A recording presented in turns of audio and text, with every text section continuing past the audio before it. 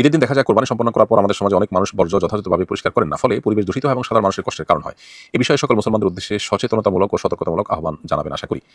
ধন্যবাদ প্রিয় দর্শক, খুবই গুরুত্বপূর্ণ একটি বিষয় আপনি আমাদের দৃষ্টিতে এনেছেন। আমরা প্রতি বছরই এই বিষয়ে কথা বলবার চেষ্টা করি। আমাদের কোরবানির পশুর বর্জ্য, রক্ত কোনো কিছু যেন কোনো পথচারীদের বা আশপাশে চলাচলকারীদের বা বসবাসকারীদের কোনোভাবে কষ্টের কারণ না হয়, অসুবিধার কারণ না হয়, বিষয়টি লক্ষ্য রাখা আমাদের কর্তব্যের অংশ। আমরা কোরবানি করি যে আল্লাহকে খুশি করবার জন্য। সেই কোরবানি করার পর আমাদের দায়িত্বজ্ঞানহীনতা বা আমাদের দায়িত্বহীন কোনো কাজকর্ম এটি যদি আল্লাহর অসন্তুষ্টির কারণ হয়, তাহলে সেক্ষেত্রে এই কোরবানি অর্থবহ হলো না, বরং এই কোরবানির মাধ্যমে সবের পরিবর্তে আমরা গুনাহগারও হতে পারি। আজকাল দেখা যায় অনেকেই যেখানে সেখানে পশু জবাই করার পর পশুর যে রক্ত সেটা ভালো করে ধুয়ে পরিষ্কার করে না, বরং রাস্তাঘাটে পশুর রক্ত পরবর্তীতে পড়ে থেকে শুকিয়ে সেখানে প্রচণ্ড দুর্গন্ধের সৃষ্টি হয়।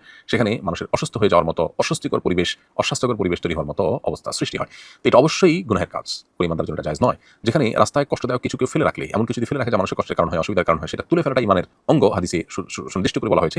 সেখানে নিজে থেকে মানুষের চলাচলে বিঘ্ন সৃষ্টি করা, দুর্গন্ধ সৃষ্টি হয় এমন কোনো কাজ করা রাস্তায়, সেটা কোনো অবস্থাতে গ্রহণযোগ্য হবে না। আপনি কোরবানি করছেন, এই অজুহাতে রাস্তায় আপনি রক্ত ফেলে রেখে ভালো করে ধুয়ে পরিষ্কার না করে মানুষের কষ্টের কারণ হবেন, এটি ইসলাম মোটেও অনুমোদন করে না।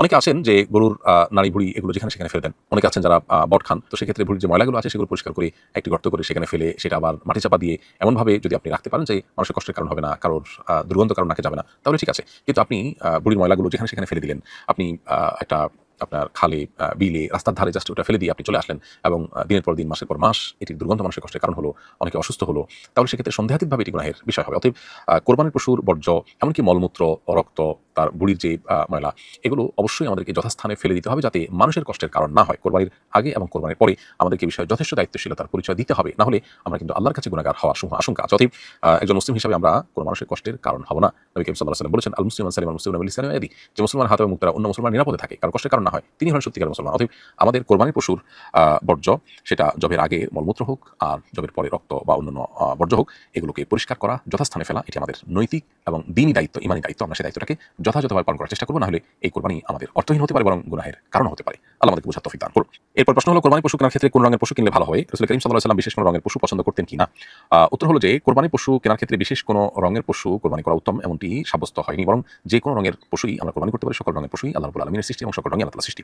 অতএব কোরবানির ক্ষেত্রে পশুর বিশেষ কোনো রং আলাদা করে চয়েস করার মধ্যে বিশেষ কোনো ফজিলত নেই। সন্দেহাতীতভাবে যে পশু দেখতে অনেক বেশি হৃষ্টপুষ্ট, যেটার দাম বেশি, যেটা আপনি দেখে পছন্দ করছেন, ভালো লাগছে, আপনি সামর্থ্য অনুযায়ী সেটা কোরবানি করার চেষ্টা করবেন। রঙের ক্ষেত্রে কোনো প্রকার তারতম্য বা আপনার ভিন্নতার কারণে, শুধু রঙের ক্ষেত্রে ভিন্নতার কারণে সওয়াব বা ফজিলতের মধ্যে ভিন্নতা হবে না। এমনি সাধারণ কথা হলো, নবী করিম সাল্লাল্লাহু আলাইহি ওয়াসাল্লাম সাদা রং পছন্দ করতেন। এটা পশুর বেলায় কোনো কথা নয়। জেনারেলি তিনি সাদা রঙের মধ্যে সাদাটা তার পছন্দ ছিল। এবং ইমাম নবী রাহিমাহুল্লাহ বলেছেন, সাদার পরে হলুদ, তারপরে আপনার মাটি জাতীয়, এরপরে ধারাবাহিকভাবে বিভিন্ন রঙকে আপনার পছন্দনীয় বলা হয়েছে। এটা জেনারেল কথা। পশু বা অন্য কোনো ক্ষেত্রে এই রঙের ভিত্তিতে সওয়াবের কোনো কমতি বা বেশি হওয়ার কোনো সুযোগ বা কোনো কারণ নেই।